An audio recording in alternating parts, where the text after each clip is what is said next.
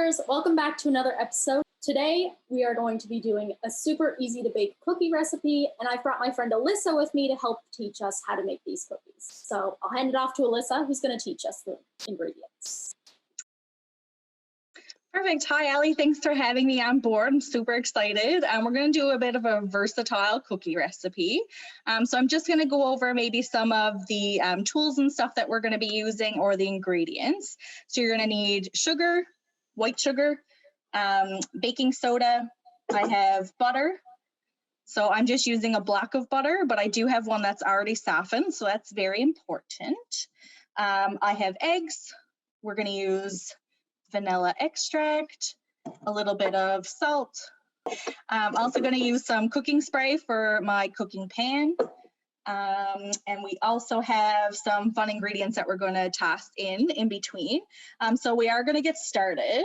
But what we will also need to do is preheat our oven to 350 degrees. So I already have mine done. So what we're also going to use is a rubber spatula to scrape the bowl. I also have a cookie spatula, but any spatula is fine.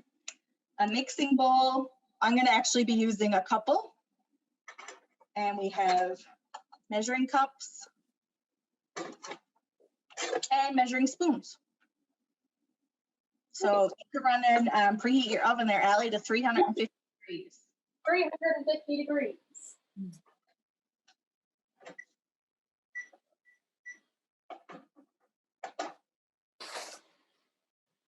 All right, oven is preheated. What's the first step, Alyssa? So I'm going to be using, and I know Allie, you're using one as well, a kitchen stand mixer. If you don't have a stand mixer at home, you can use a hand mixer, or you can just use your rubber spatula or maybe a fork to try to separate it. Also going to be using cookie sheets. I did forget to mention that. That's a bit obvious, but that's fine. As well as flour and brown sugar. So our first step, we're actually going to combine our dry ingredients into a bowl. So we're going to take one. I didn't thought of grabbing an extra bowl. All right, so we're using all-purpose flour. Mine's just in a really big container. So we're going to use the biggest measuring cup. So that's the 1 cup is written on mine. And we're also going to be using a 1/4 of a cup. So that is the 1/4. So into your mixing bowl, we're going to level out. So what I like to do is just level out the flour. So you want to make sure that it's completely level and accurate. So I'm just going to toss that down into the bowl. And then I'm going to add, I'll wait for you. Yeah. Oh, there we go. Beautiful. How many was it? One? Just 1 cup. 1 cup? Yep. And then we're going to use the 1/4 of a cup. So mine had 1/4. Okay. So again, you want to make sure that that's being leveled out. The thing is with baking is that you have to be super precise. That is always my problem with baking, because I am bad at following instructions. Now our next step, our next dry ingredient is a 1/2 teaspoon of baking soda. So that's the 1/2, your little tiny teaspoon, not tablespoon. I have made that mistake before. Yeah. And the thing is with baking soda is that this is going to actually help our cookies be a little bit fluffy. So if you add too much, they do tend to go a little bit on the stiffer side. Is that, just to clarify, that was 1/2? Yep. And she goes. So now we're going to add a 1/4 of a teaspoon of salt. So that is your 1/4, the tiniest teaspoon. So I'm using sea salt. It doesn't really matter what kind of salt you use. Table salt is fine. I have table salt, but I have it in a fancy container. There you go. So I'm just going to sprinkle that in here. Make sure I get it all off. Okay. And then we're going to mix this all together. This is all of our dry ingredients. So I'm just going to take my rubber spatula. You can use a wooden spoon. You can use whatever. Just kind of blend it in to make sure that it's mixed really well. Perfect. Okay, so I'm just going to lay this to the one side because you are going to add it to your wet ingredients. So I'm just going to switch bowls. I'm going to use the bowl of my mixer. Take one right here. And into my bowl, we're going to add our softened butter. If you did forget to take out your butter, you can just stick it in a little bowl like I did and microwave it for about 15 seconds. So the butter is just going down into the bowl. Nice. And then we're going to add, perfect.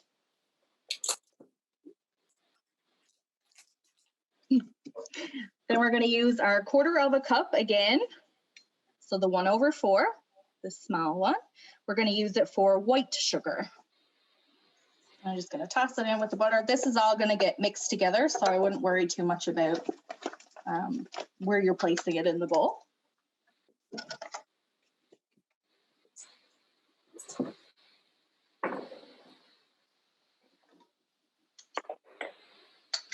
All right. Ready for the next step? The sugar and butter. Okay, so now we're going to use the 1/2 cup. That's the 1/2. And we're going to add brown sugar, but you have to pack it down really tightly into the measuring cup. Okay.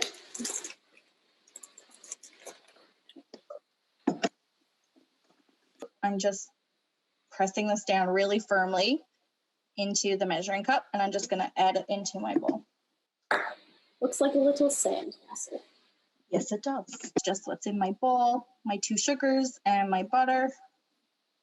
So the next step is actually to crack 1 egg. All right, so for me, every time that I crack an egg, I always want to make sure that I'm putting it into a separate bowl.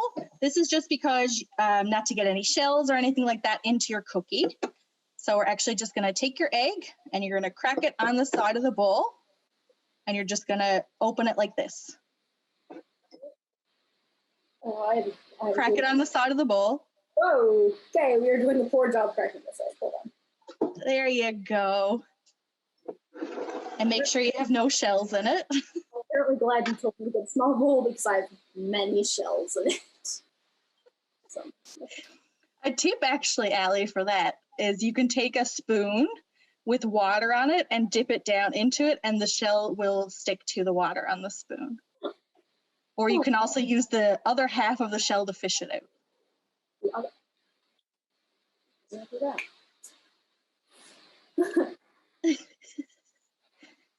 Oh no, it's really in there, isn't it? Did you get it? Yeah, we got it. Okay. 14.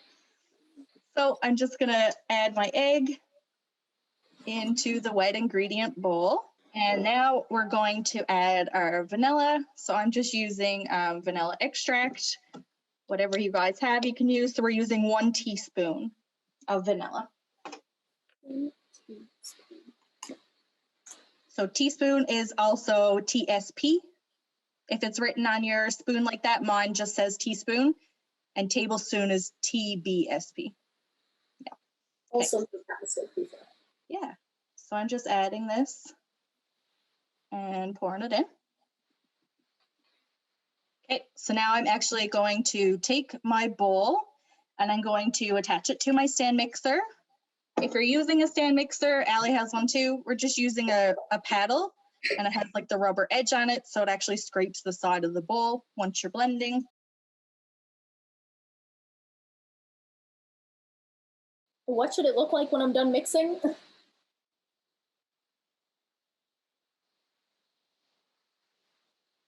Waiting. We are mixing the mixing dance. Mixing dance. Mixing dance. Mixing dance. Mixing dance. Mixing dance. Yeah.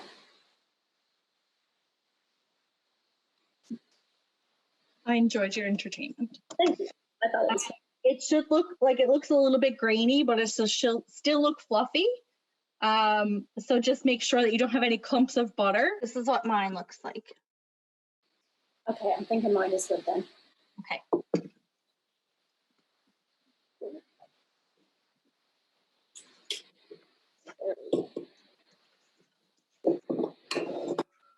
Ooh.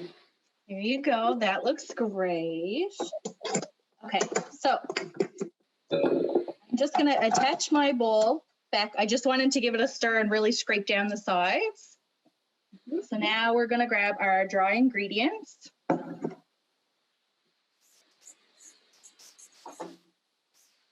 I actually use a shield for my mixer when I add the dry ingredients, so they don't flop everywhere. So you're going to gradually add them in. So what we're going to do, I like to grab my half a cup again that we used from before and just gradually add it in, a half a cup at a time, so you don't make a big mess. So we're just going to continue to do that. So I'm going to add in my first half cup, and then I'm going to turn on my mixer, and I'm going to continue until I have all of the dry ingredients from my bowl added. So I'm just going to mute myself again. Perfect. Okay.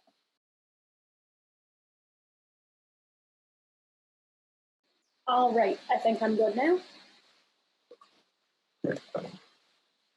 Okay, so this is actually what mine looks like. Yeah, okay, that's what mine looks like too, so that's good. Perfect. So we're going to grab our rubber spatulas. Again, you already have yours. My beater is full of batter. So you're just going to scrape all of that off. They're not yum. Don't eat raw eggs.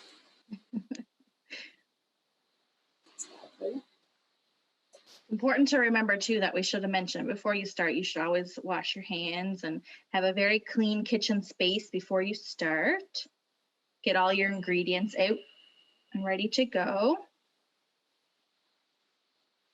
All right. Okay. So mine is around the bowl a lot too. So you just want to scrape down the sides of the bowl too. And you can. You're like struggling to get the mixer attachment off. Oh, no. I think, does it pull off? Oh, there we go. There you go. Isn't it the right way? Yeah. Bad.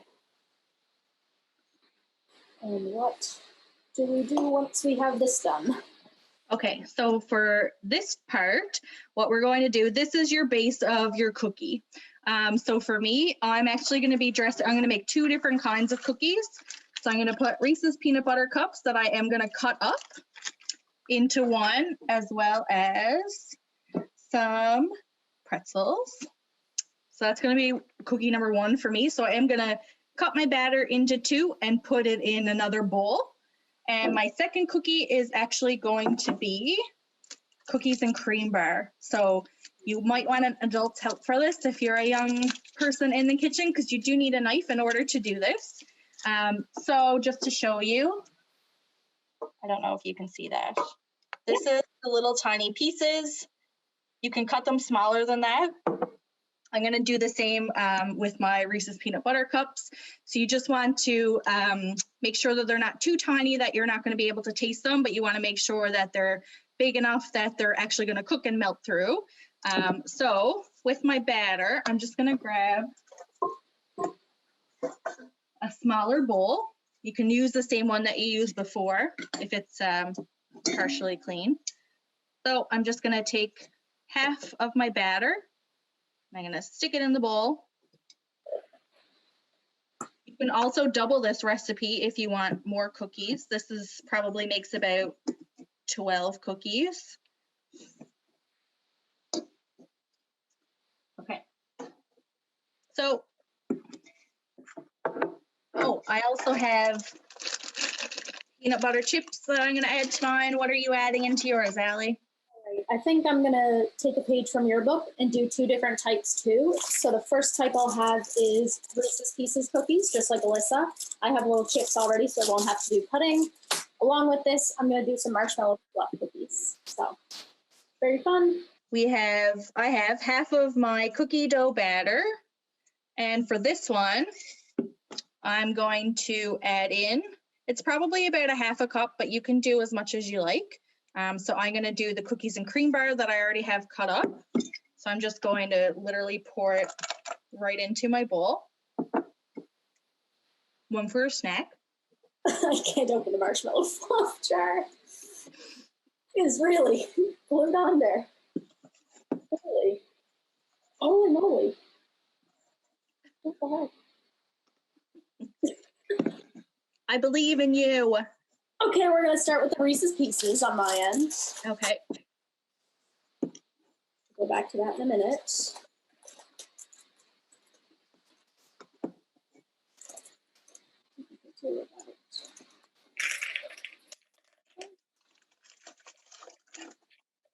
A healthy amount. So you can't really see it. But my cookies and cream pieces are in there. So you actually want to fold it in. So that's like literally just tossing it like that. Looks good. Literally folding.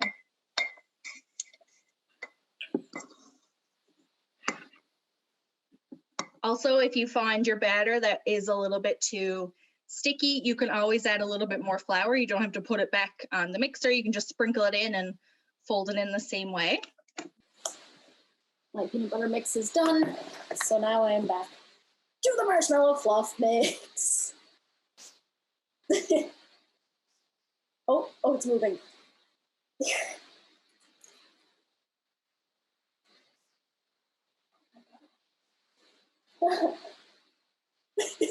It's really stuck.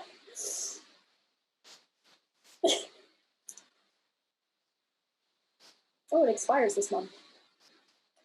Okay. Golly. It's like very slowly moving. It's very sticky. Hey, we got it. You can see how red my hands are. Oh, Noted to add, make sure you get an adult's help if you can't open a jar of marshmallow fluff. Yes, now.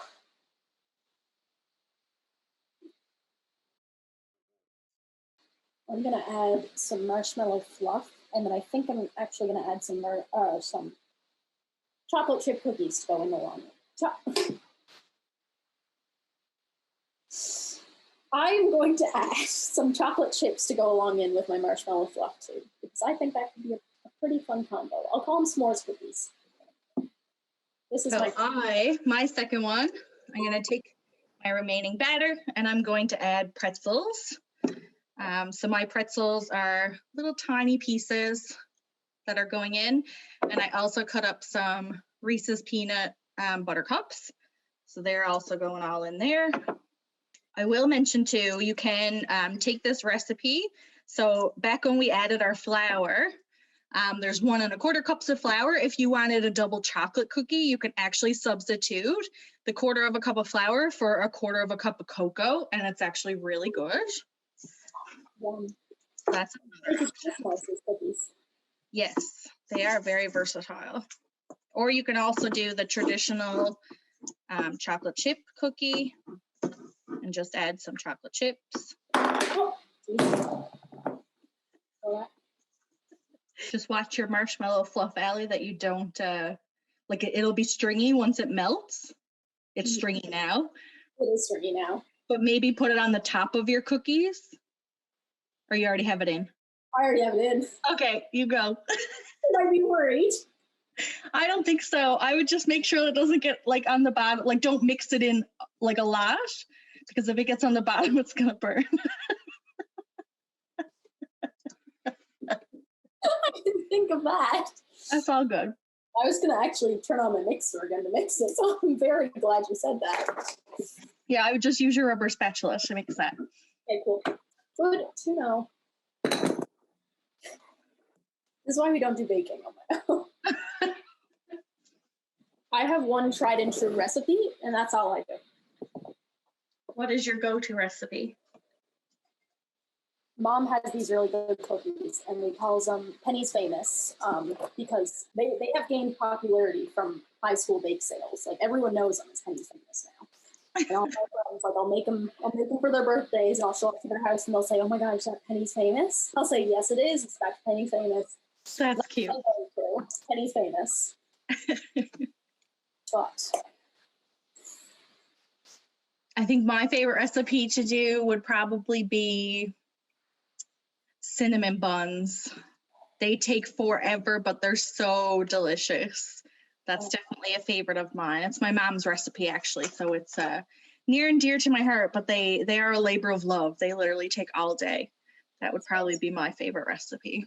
I would say cinnamon buns also became one of our quarantine recipes, where Mom made it her quarantine goal to perfect her cinnamon buns. Yeah, that's a great goal. And let me tell you, they are perfected. Love that. Okay, I have my two mixes set out. What is the next step? Okay, so we're gonna take a cookie sheet, any cookie sheet. I'm using one that actually has a little bit of a lip on it because the cookies are gonna rise a bit, but if you have a flat one, that's fine too. Okay.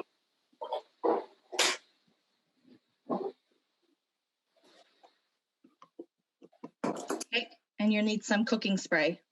So you want to point the spray away from you. I usually do this over the sink, so I'm actually gonna do that. My sink is just right across. So you're just gonna lightly coat it where you're gonna like all over the cookie sheet because that's where we're gonna put them just so they don't stick. I will do the example.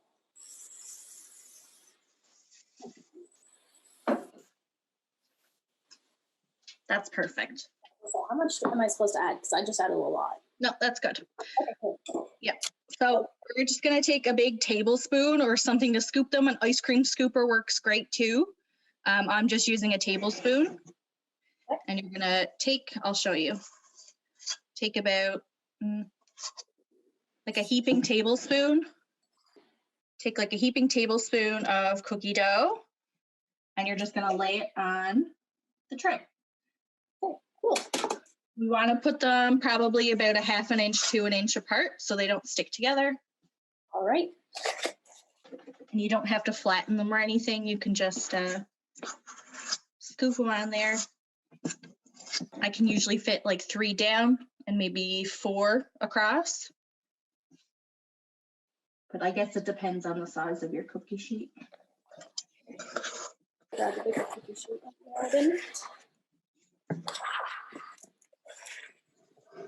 And I also scrape out the bowl to make sure all your cookies are about an even shape or size. So they have the same cook time. Where's my new question? Because now I'm worried about these marshmallow fluff cookies. Should I grab a separate cooking pan and keep an eye on those so I can tell if they're going to burn? No, I would just like separate them, like put a space in between the 2 different kinds and just keep an eye on like what end is the marshmallow fluff cookies. I'm sure they'll be fine. Maybe even turn down your oven alley to 325 instead of 350. Well, here's my other issue anyways. I think I need a second pan because there's no way they're all going to fit on one. So that's totally fine. I need to do that anyway. On one, and I kind of looked at it and I was like, no, that won't be working. I think I made mine a little bit big because I only ended up with 11. But what you want to do for that, if you do too, my end, I'm just going to point my camera down so you can maybe see it better. Same thing with cupcakes, if you ever make those. On this end, I only have 2, but I spaced them so the 4 corners will cook evenly instead of having one here, because then this will get really hot.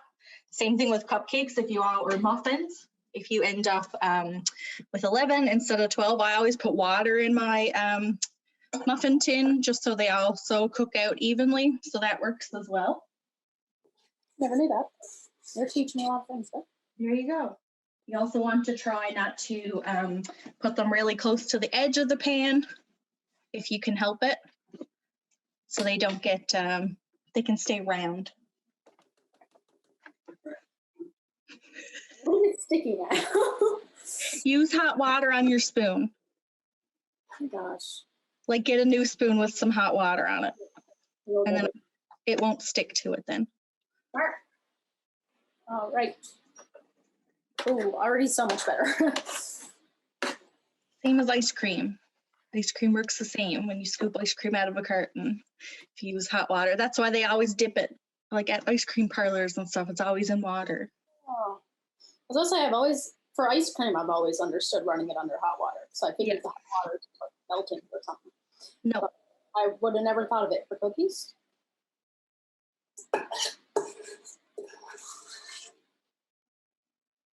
All right. I should be good now. Okay, so now what we're gonna do, you're gonna place it in the middle rack of your oven, and we're gonna bake them at 350 for 10 to 12 minutes. I usually check mine after 8 because I like a gooier cookie. So I always set my timer for 8. So I'll show you what they look like after 8 minutes. Cool. Okay.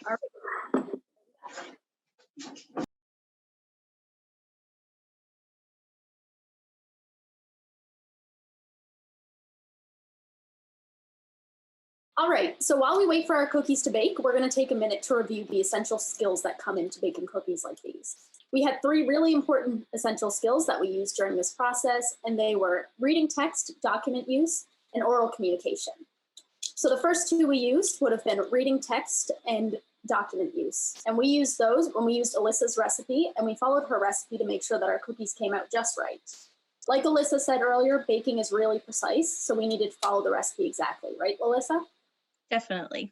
So the third essential skill we used that was really important was actually numeracy. We used this when we were using our measuring cups and our teaspoons and tablespoons to make sure we got all the measurements super precise because we wanted our cookies to be just right. And the final essential skill we used during this project was oral communication. So as you saw, Alyssa was teaching me step by step how to make this recipe. So that was really important for me and her to communicate back and forth between each other. In an actual professional kitchen, you might see oral communication while chefs are communicating with each other. Oftentimes you'll see in movies and films when a chef is holding a pan and coming up behind someone, they'll yell hot pan to make sure that everyone knows that they're coming through with something hot. So people got to watch out. So those are really important essential skills when it comes to baking cookies or baking anything for that matter.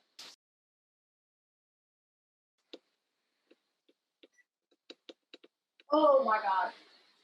Are they done? Oh, what's that? What did you do? The Reese's ones aren't so bad. The marshmallow fluff cookies look like beef. I'm not joking. They're huge. You're gonna have one singular cookie. Genuinely. That's not even a joke. That's what's happening right now. Hold on. Oh my gosh. I'll take you to my oven. Okay. I don't know if you can see them, but that is that is one cookie, isn't it? Yeah. And it's certainly not cooked on the top, but I think it is burning on the bottom. The effort was there. That's all that matters. Yeah. We'd love to see it. We'll see how those turn out. I'm dying. A little funny. You do want to make sure when you do go to take out your cookies, you want to make sure that they're golden brown around the edges and they're not burnt on the top. So as soon as they are golden brown around the edges, that means that they're ready to take out, or you can stick a toothpick down in the middle. And if it comes out clean, then that means that they're done in the middle. All right.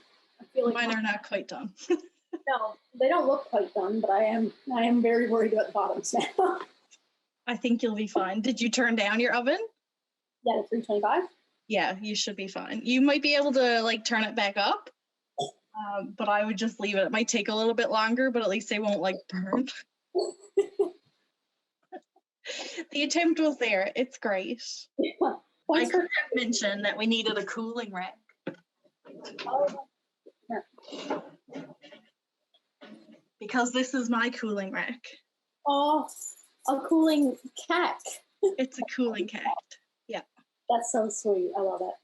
Nobody is shocked, everybody, Nobody is shocked. that Alyssa has a cat apron and a cat cooling rack. Yeah. Mine are done. I'm starting to think my Reese's ones are, but the marshmallow fluff might need another minute. See if I can show you. Neither of mine are ready yet, so. Oh. These are my cookies. Oh my gosh, they turned out so well. They smell really good. I was gonna say, mine smell good. They just don't look good. They just came downstairs and she was like, I'm just here for a cookie. And then took one look in the oven and went, not one of your cookies. I'll get an Oreo. Rude. Okay. That is fine. But what did you learn this evening, Allie, about baking? I learned baking is very precise. We have recipes for a reason, and we need to follow them completely to a T, or your cookies might be very large. And I learned that baking is a lot of fun, and I should do it more often. There you go. Amazing. The big reveal. A+. Yeah. I'm scared I'm going to tip the plate too far, but also I don't think these are ever going to come off.